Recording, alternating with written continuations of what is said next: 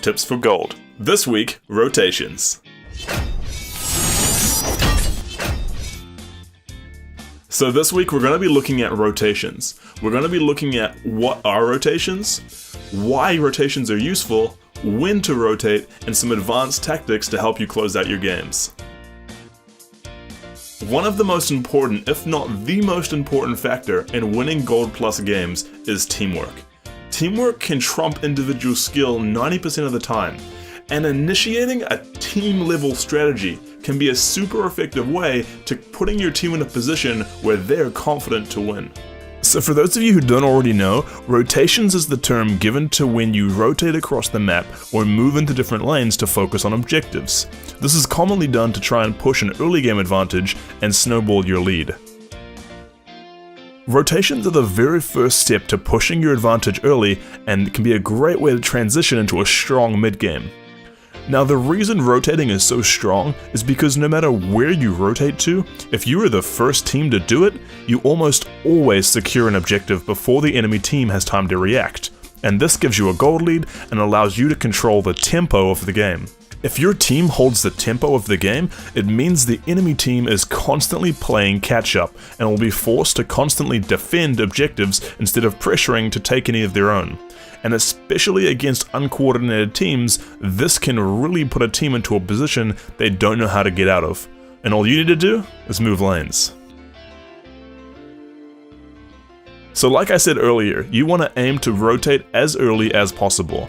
The second you feel like you have a pressure on another lane, you want to move. If you kill your laner or your laners past level 9 or take their tower, the moment that tower falls and you kill the next wave, you want to rotate to another lane. Now generally this ends up being mid lane because the tower is the most valuable outer turret, and it only has one person defending it. Once you're there, you just want to focus on knocking down that tower as fast as you can. The only thing you need to be careful of is that you keep an eye on the lane that you rotated from. They may take that time to try and counter push your turret. Now if you see them doing this, then you want to just keep on raffle stomping your way through the lane that you're in, because as long as you outnumber the people in your lane, as a team you will push faster than them, and will eventually force them to back, and you will have won that rotation. Chain rotating is when you rotate across multiple objectives consecutively. For example, if you rotate from bot to take mid, and then from mid to take top, knocking down all outer turrets, this is a common strategy seen in the LCS to build their gold lead against an enemy, and is almost always achieved by chain rotating. Commonly when rotating, you will heavily outnumber the enemy around the tower that you are trying to push down. Now this gives you the opportunity to try and bait them into defending the turret, and if they do, go full man dive them. You will rarely lose a member of your team, and removing all defense is a great way to extend that push to even an inner turret. One of the best ways to defend a rotation is sending characters to that lane that have 1, strong wave clear, or 2, can deter diving. Usually this means sending in the support and the mid laner. Commonly just these 2 champions could defend up to 4 people, allowing your other members to apply pressure in other lanes.